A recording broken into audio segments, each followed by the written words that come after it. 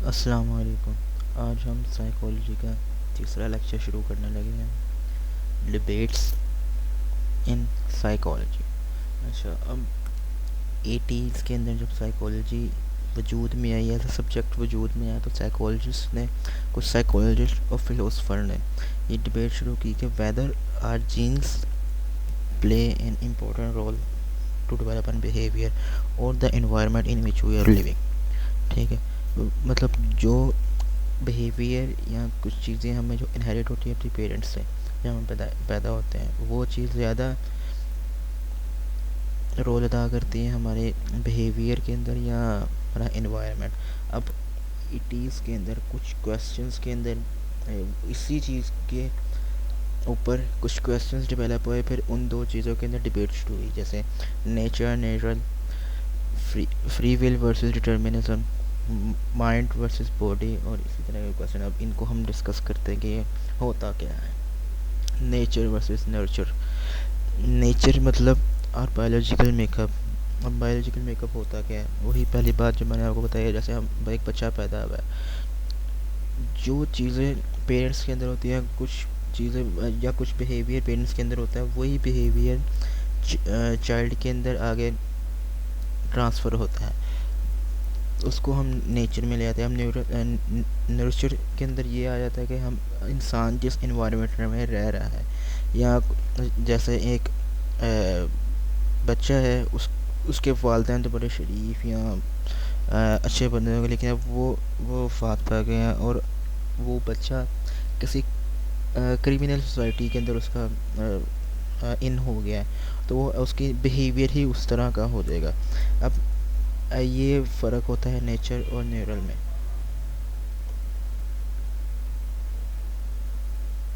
अब नेचर और न्यूरल, जैसे कि मैंने आपको पहले ही बताया, are gene determine our behaviour, our personality traits and ability are are are nature, और neural are our environment, upbringing, and life experience determine our behavior. We are nurtured to behave in certain way। मतलब हम certain होते हैं, कि हमारी ये situation आई है, तो उस वक्त हमारा बिहेवियर ये हो जाना है, और वो हमारे इन्वायरमेंट के ऊपर मुनहसर कर रहा होता है। लेकिन कुछ चीज़ें जीन्स के ऊपर भी डिपेंड करती हैं। अब ये बहस चलती रहती है, लेकिन एंड पे जाके साइकोलॉजिस्ट ने निकाला था, भाई कुछ चीज़ों पे हमारी नेचर डोमिनेंट होती है, और कुछ चीज़ों पे हमें न्यूट्रल डोमिनेंट होती है। इन शॉर्ट, दोनों ही चीज़ें का असर होता है एक बिहेवियर डेवलपमेंट के ऊपर। अब जैसे a point of for nature, studies show that we inherit genes that are related to a certain personality traits. ठीक है, अब जैसे मैं आपको पहले ही बता दी थी कि भाई कुछ चीज़ें होती हैं जिनके जैसे वालदेन बहुत वसीले होते हैं, आगे बच्चों के अंदर ही बहुत गुस्सा होता है, लेकिन कुछ काइंड होते हैं, और आगे बच्चे भी उनके बहुत काइंडनेस होते हैं। ठीक है, अब दूसरा पॉइंट ऑफ व्यू पढ़ते हैं। A point for nature, often identical twins grow up to have very different personalities and preference. मतलब अब जुड़वा बच्चे हुए हैं, इन्वायरमेंट भी एक है, सब कुछ एक है। ठीक है, लेकिन अब उनकी जो पर्सनैलिटी ट्रेट्स है ना, वो डिफरेंट है। ठीक है, तो जो जैसे जो कोई बच्चा है, वो ज़्यादा घर में रहे, तो वो इतना ज़्यादा लड़ाकू या उसके बिहेवियर चेंज इतना नहीं होगा, उसको शरीफ रहेगा। जब बनस्बत जो एक जो जुड़वा बच्चा वो बाहर फिरता है या वारा करता है, थोड़ा सा उसकी पर्सनैलिटी और बिहेवियर डिफरेंट हो जाएगा। ये इन्वायरमेंट का असर है। अब इसी के अंदर एक सवाल पैदा होता है, why women why are women less interested in certain jobs. ठीक है, अब इसके अंदर एक जीन्स के ऊपर आया था कि एक वुमेन है वो। अब जैसे लड़कियां होती हैं, उनको जो नर्स बड़े जो नर्सिस का प्रोफेशन होता है वो बड़ा अच्छा लगता है। Kindergarten teacher, waiter, social working में लड़कियां बहुत इन होती हैं।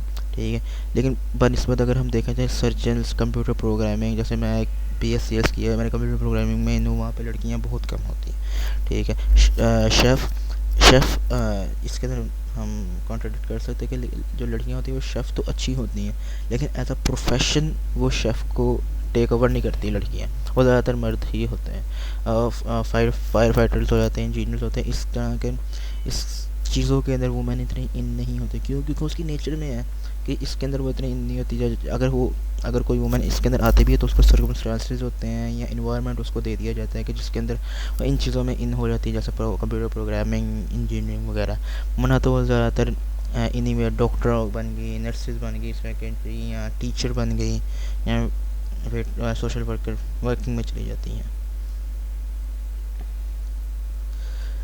ठीक।